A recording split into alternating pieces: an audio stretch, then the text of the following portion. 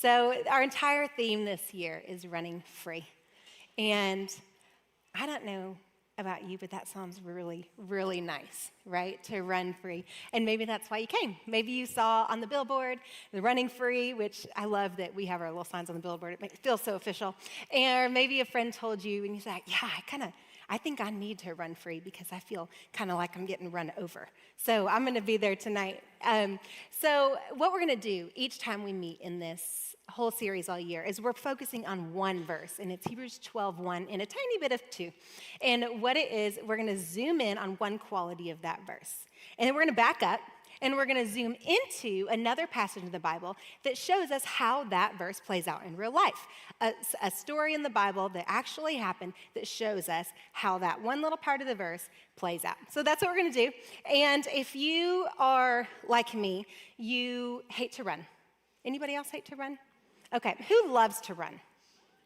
Yeah, so my husband loves to run, and I have friends that love to run, and I've tried to love to run. I have genuinely tried, and this happened years ago.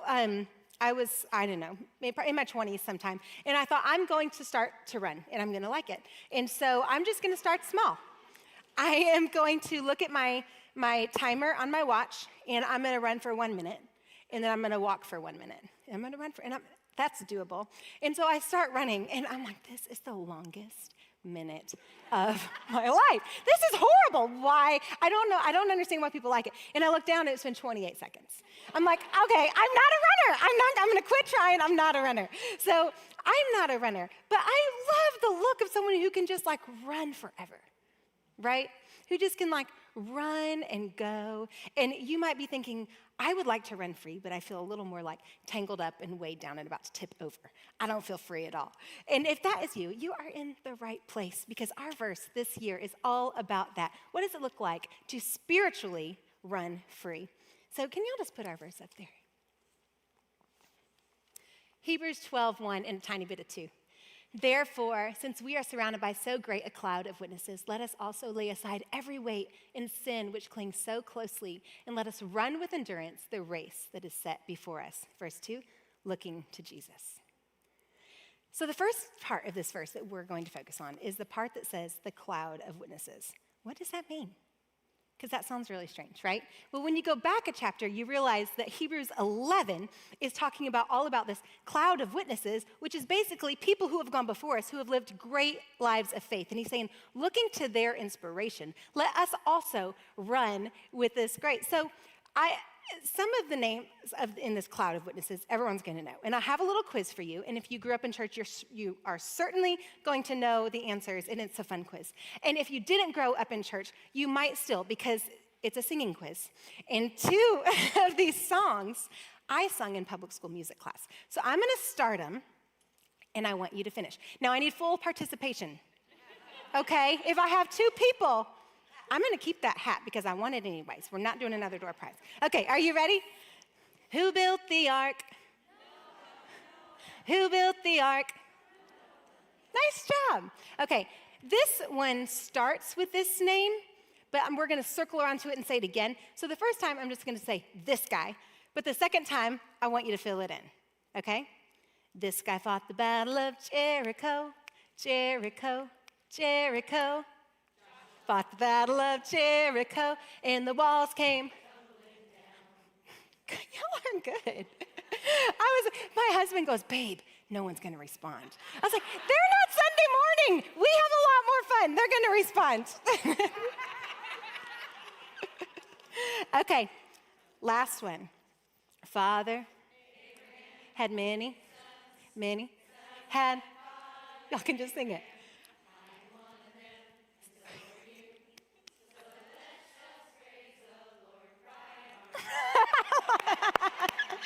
Y'all are so great. I love that y'all did the hand motions. I'm telling my husband it worked way better than he thought it was going to work. All right, so these are people who have gone before us that we are looking to as their examples. So when I go to, I'm not going to read them all because it's a long chapter, but we need to know this as we go into these. It is faith that sets us on the path to running free. Okay?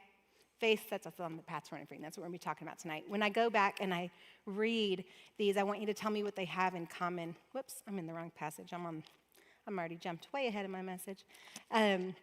Hebrews 11. Tell me what you hear in common. Are you ready? By faith, Abel offered God an acceptable sacrifice. By faith, Enoch was taken up. By faith, Noah constructed an ark. By faith, Abraham obeyed. By faith, the people crossed the Red Sea on dry land. They all lived by faith. Yep, in verse 31. By faith, you ready for this?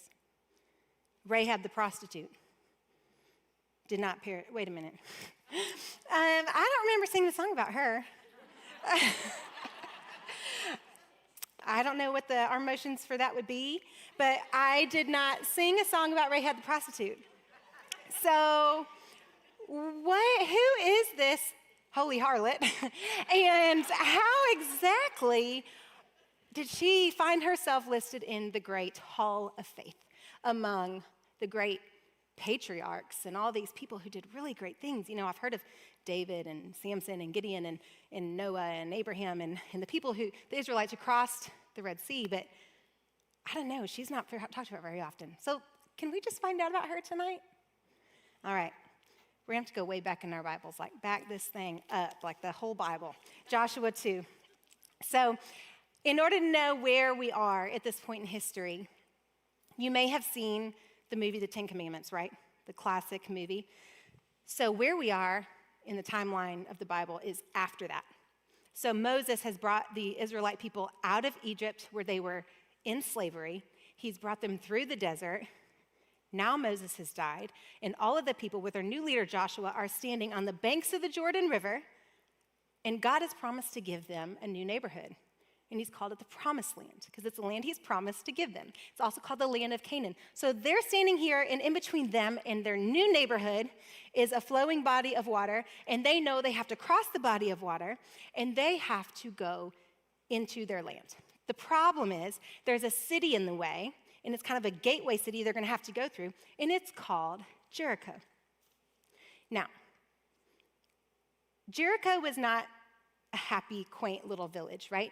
Like, in fact, when I was reading about Jericho and the Canaanites and their practices, I kept envisioning the scenes, the opening scenes of Les Mis. You know how that dark, grim, it's palpable.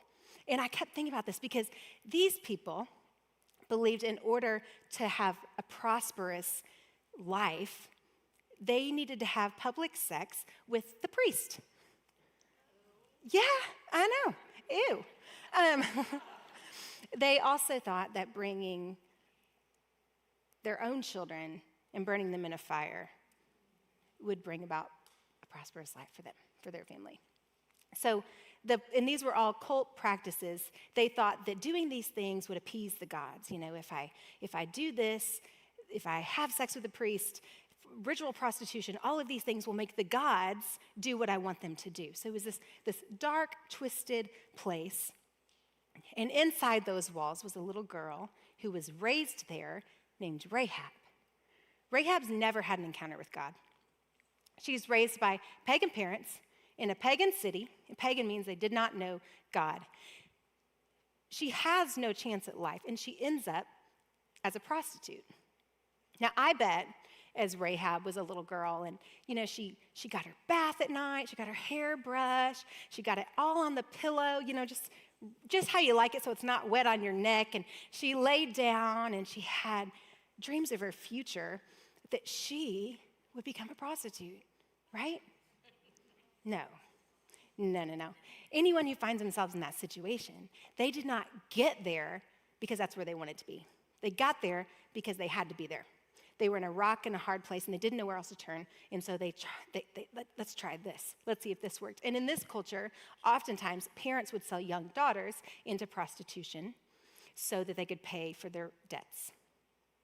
So we don't know how she got into it, but we can almost guarantee she didn't want to be there. But she ends up as a prostitute. And Jericho's about the kind of place that if you were going to raise a daughter, you would expect that might be how she would end up. So on the other side of the Jordan, Joshua is about to send in 2 spies because they're a little nervous to go into the town of Jericho. They were slaves for 400 years. They're coming in to this new town. And they're like, all right, we got to take this place. I need 2 spies. I need 2 willing men to go in there. I need you to scout out the land that we're all going to move into. And I need you to especially check out the town of Jericho. And at this point, Rahab's grown up. She is a woman. She owns her own house. And the 2 spies, we're going to pick up in Joshua 2:1. It says, Joshua, the son of Nun, sent 2 spies secretly from Shittim. I did look up how to say that, just so y'all know. As spies. Like, I don't want to be on Instagram saying that. As spies saying, go view the land, especially Jericho. And they went and they came into a house of a prostitute whose name was Rahab, and they lodged there. Now, I don't know exactly how they found Rahab's house so quickly, but most scholars believe that they actually went in because they were looking for the type of anonymity that staying at a prostitute's house would offer. So they go in and they stay at this house. But it's very clear they've never been spies before. They're very novice spies. They don't know what they're doing because verse 1, they go into Rahab's house trying to be secret. And in verse 2, it says, and it was told to the king of Jericho, behold, men of Israel have come here tonight to search out the land. Then the king of Jericho sent to Rahab saying, bring out the men who have come to you, who entered your house, for they came to search out all the land. So we got some 2 really bad spies. Verse 1, they hide out at this house. Verse 2, the king knows they're there. Verse 3, the king's men are at Rahab's house saying, we know they're at your house. I need you to send them out. So Rahab has a choice. She's got 2 men in her house who are foreigners who claim to be sent by God. She could easily give them up. Because how would that look to her king and country? Rahab saved our country. She sent in the spies, right? That'd be a nice step up in society for her. Or she could hide them. She could put them away, and Rahab has this choice. The king knows they're there. Let's go on to verse 4. It says, but the woman had already taken the 2 men and hidden them, and she said, true, the men came to me, but I did not know where they came from. And when the gate was about to close at dark, the men went out. I do not know where the men went. Pursue them quickly, for you will overtake them. But she had brought them up to the roof and hid them with the stalks of flax that she laid in order on the roof. So the men pursued after them on the way to the Jordan as far as the fords, and the gate was shut as soon as the pursuers went out. Okay. So Rahab, she's lying through her teeth. She tells them, yeah, they came, but then they left. And then I have to have a feeling that she knows how to work with men, probably from her profession, because she builds into their ego. And she's like, but you can overtake them if you go now. And so what do the guys do? They just leave. They don't even look around. They leave. They go out the city gate. And as they leave the city gates close. And Rahab goes upstairs, and it's here that we find out her motives. Verse 8, before the men lay down, she came up to them to the roof and said to the men, I know that the Lord has given you the land, and that the fear of you has fallen upon us, and that all the inhabitants of the land melt away before you.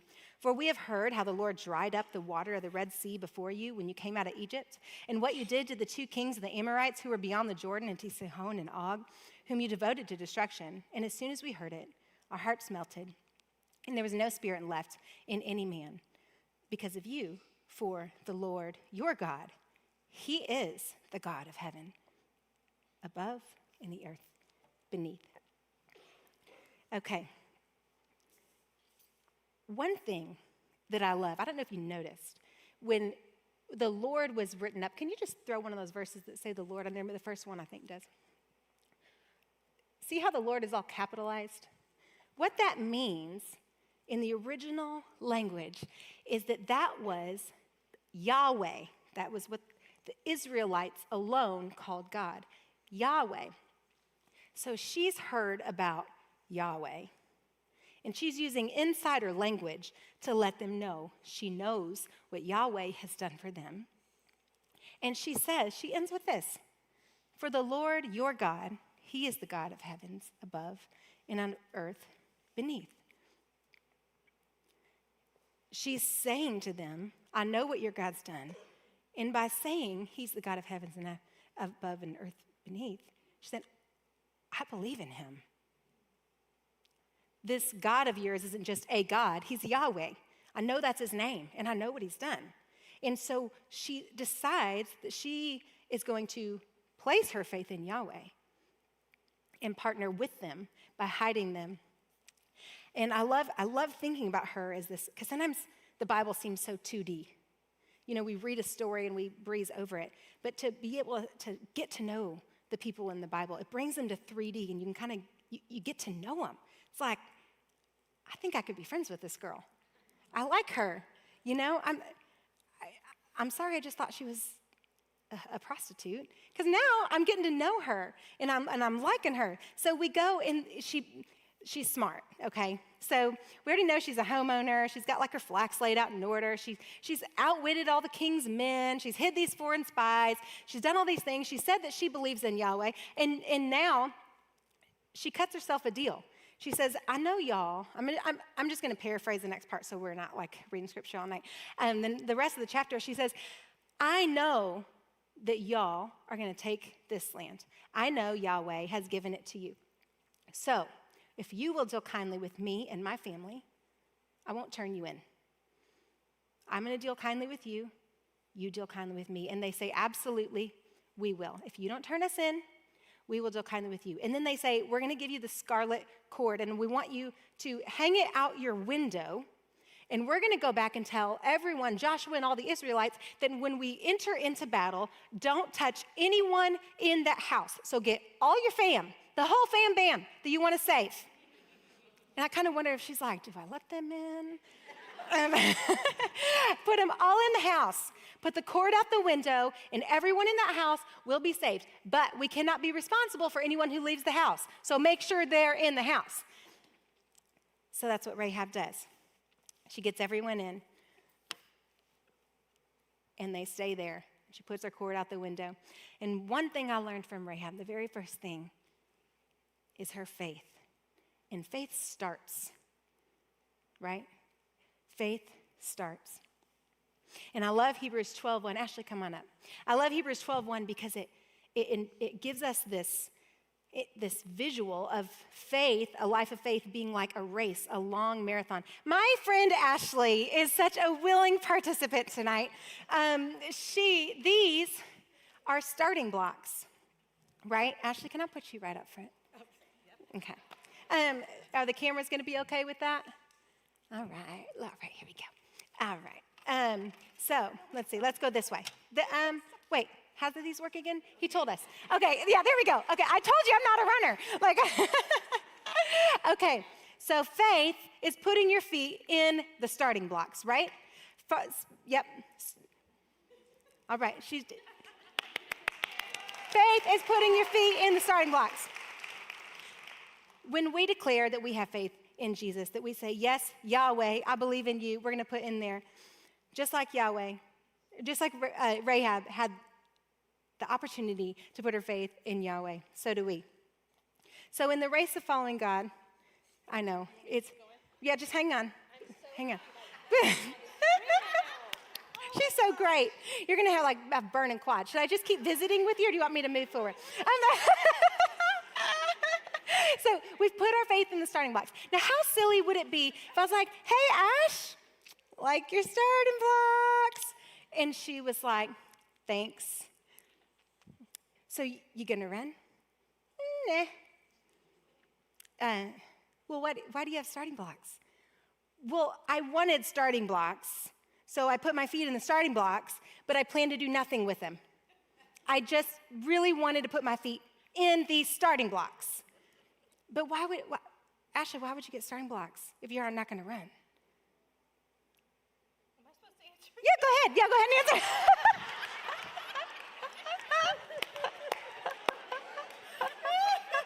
We don't do that, do we? Yeah, thank you, Ashley. You may go.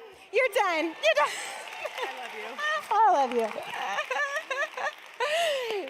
We don't have starting blocks to put our feet in them and say, I have faith, but we never use them. Starting blocks, these actually are real starting blocks. And see all these spikes in the bottom there? That is so they are secure in the track. Marcelo, I'm sorry if I'm putting holes in your stage.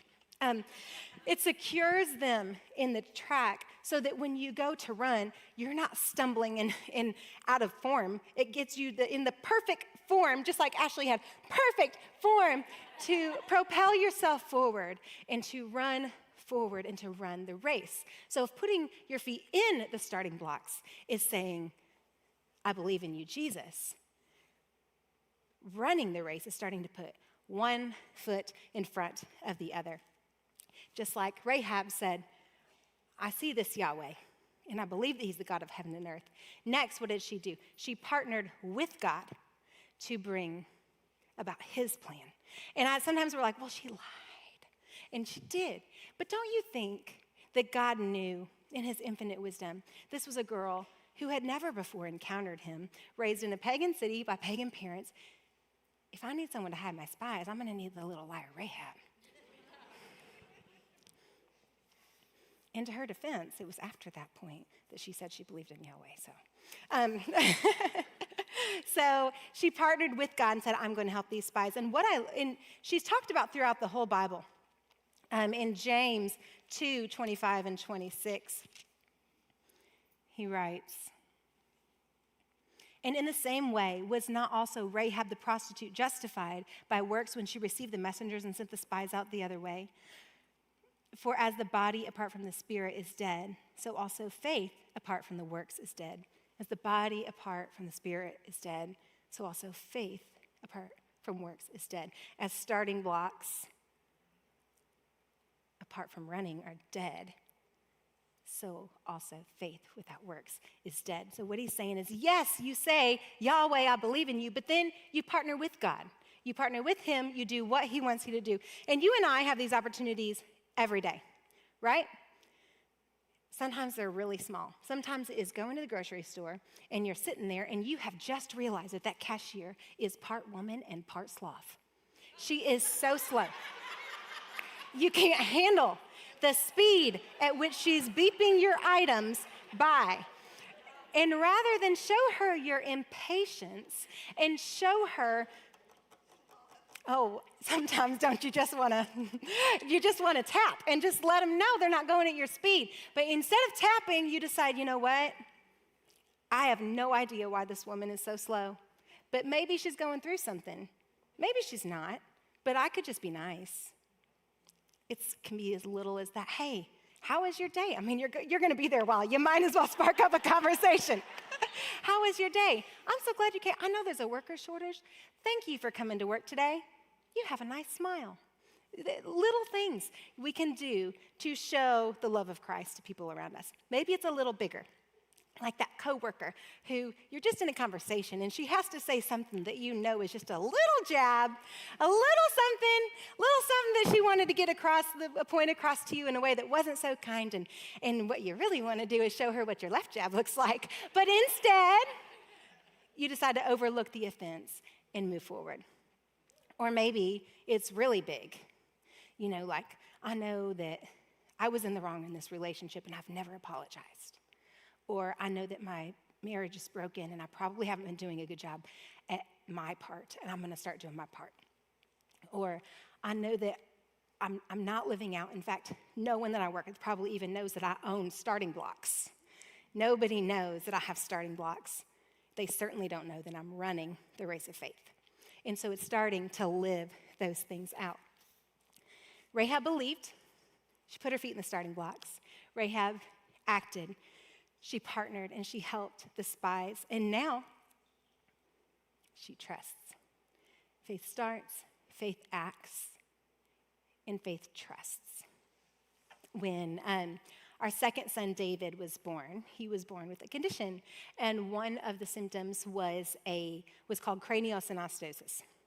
If you've been here a while, you may have heard us talk about this a little bit at our church. And what basically means is two of his growth plates in his head were fused. So his head was not able to grow properly to accommodate his brain.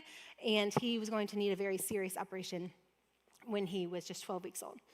And somewhere in the mix of worrying profusely about this tiny little baby and having postpartum hormones sent me to a really dark place where I was not sure that I could trust God to give my baby to a surgeon in a surgery that not all babies make it out the other side. And it was 12 weeks of knowing he was going to need this surgery. And it was 12 weeks of me wrestling with God. Do I give him to the surgeon and I lose him? Do I not? Do I hold him? And in my place of mind, I remember having an outfit picked out in his closet that he could wear to his funeral in case he didn't make it. I didn't understand why I had to give this 10-pound baby to a surgeon to operate on. But he needed this surgery, and I prayed all the whole way, God, you're going to have to show me every move to make because I don't want to make one wrong move because if I lose him, and I know it was your plan, I can deal with it. But if I do try to make it on my own, if I try to manipulate my own outcome to this and something goes wrong, I'll never forgive myself. So God showed me every move to make, and he did. He showed me which surgeon. He showed me every move to make. And so we get there on the day of his surgery, and I was actually at this point had laid it all down so much that I was able to be normal, for lack of a better word, the day of surgery. And I was able to say, God, I know you love David more than I do. I know I can place him in your arms because ultimately you're the one holding him in surgery. You love him more than I do. I know nothing about neurosurgery. I can't go in there and help. I can do nothing. All I can do is hand my baby to the surgeon and trust that you will take care of him. And so my husband and I went in this little tiny room. It was a teaching hospital. So it was me and my husband holding David and the anesthesiologist, a sweet older man, and his neurosurgeon and the plastic surgeon who was going to do the work with his scars, and a whole team of fellows and residents waiting there to receive our baby. And they just said, it's time for us to take David. And we prayed over him. And my husband laid him in the arms of the anesthesiologist.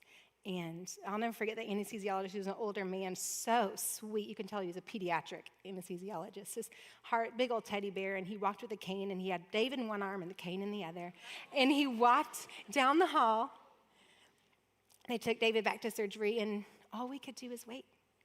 And I imagine that's how Rahab was in this moment. I've done everything I know to do. I just wonder if, she kept, putting the scarlet cord out a little bit farther. Hey, can y'all see that from the street? Really? Is there a way we can get it to, wave? We need the scarlet cord really visible.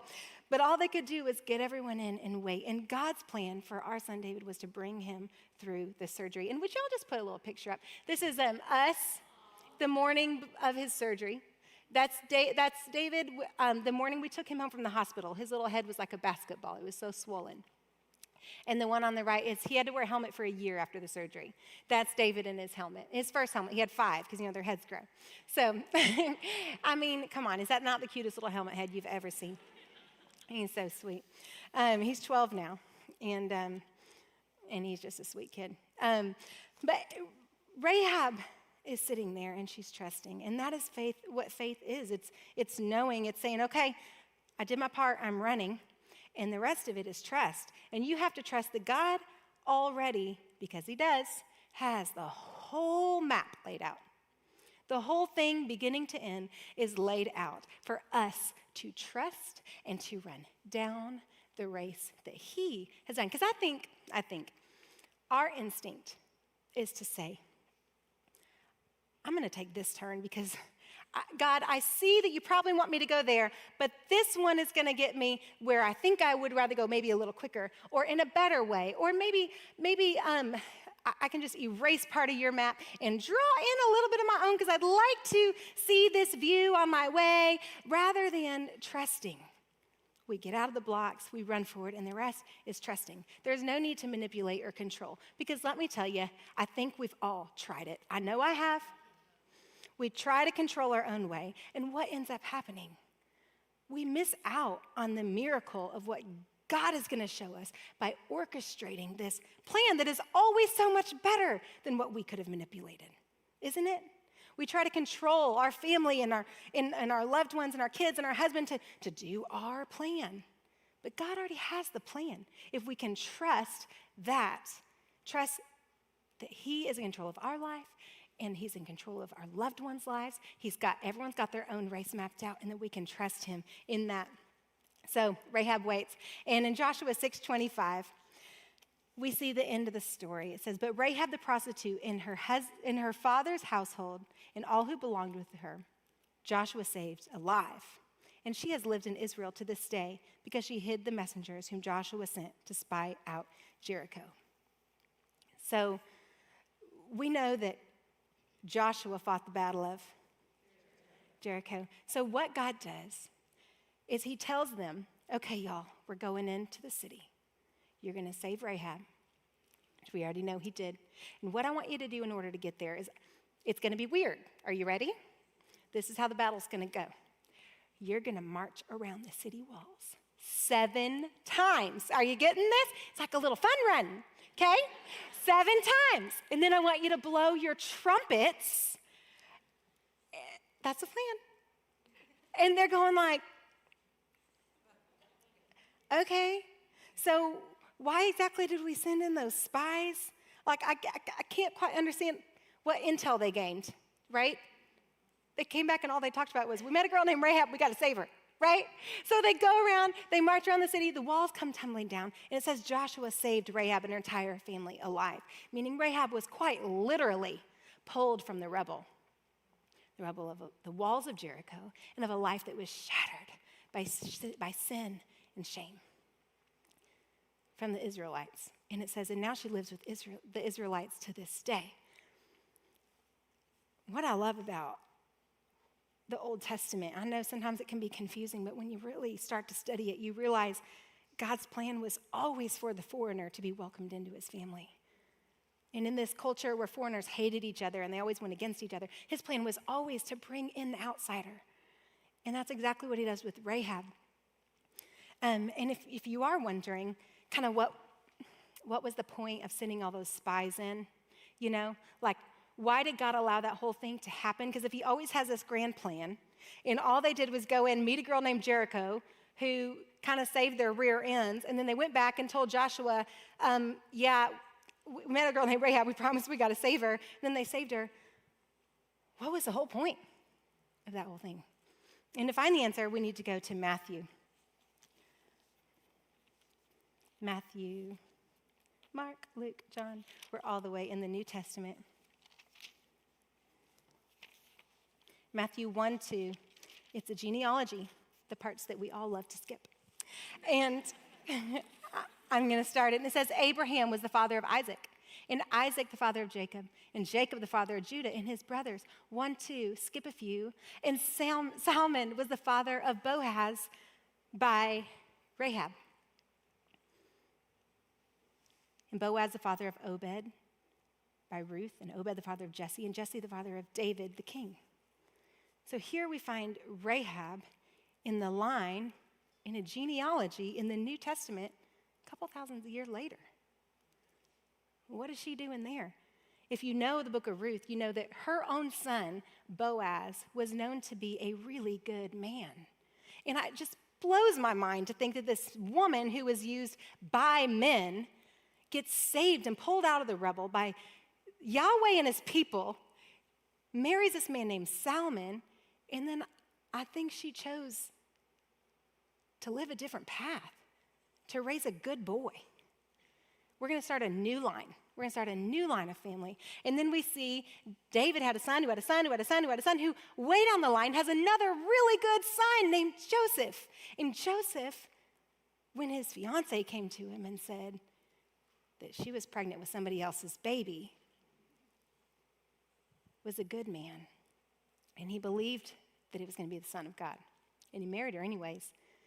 And Joseph raised Jesus. So what was the whole point of this whole thing, sending in the spies? I'll tell you what I think it is. To save Rahab. Save Rahab. He wanted Rahab. He wanted the foreign prostitute to be saved out of that situation, set into his family, and he chose that family to raise his own son. Sometimes I think we think, I I'm not enough to do what God wants me to do, old enough, young enough, smart enough, wealthy enough. I'm not enough in any way, shape, or form. And God's plan is always to welcome our kind of people into his family. Faith saves. Faith starts, faith acts, faith trusts, and faith saves. I kind of love, hate it. Rahab throughout the Bible is always called Rahab the prostitute. Even a couple thousands of years after she died, they're still calling her Rahab the prostitute. I mean, give the girl a break, right? Come on, she's not anymore. And I was like, man, if I end up in some history book, like, I don't want my worst sin to be attached to my name, you know? I mean, we got like Gabby the gossip, Jan the jealous, Pam the pessimist, Rahab the prostitute. Come on, that ain't right. But you know what? I think the reason they always refer to her as Rahab the prostitute is because it shows how God takes us in our messiest state. And he puts us right in the middle of his family. As his own, like we sang over and over tonight, his own daughter. And God pulled her out of the rubble. And he used her to bring about the line of Jesus Christ. So where are you? Where are you on this race? Did you get your blocks yet? Did you get your feet in them?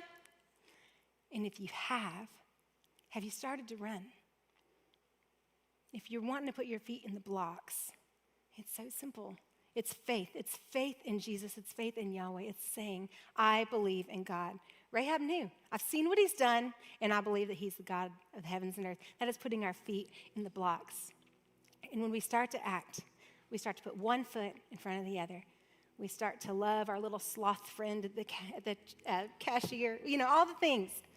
We start to live out our faith. And then we trust. So if you're in your blocks, have you started to run? Do the people around you know that you have faith?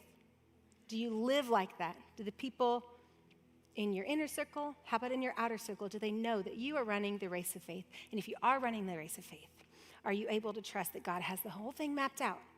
You just got to run. You got to trust that he's going to show you the way. Don't have to manipulate it. Don't have to control it yourself. You get to say, you know what, God? I know you're going to plan it all out. I know you've already got it orchestrated. I'm on your path, and I'm trusting you with this.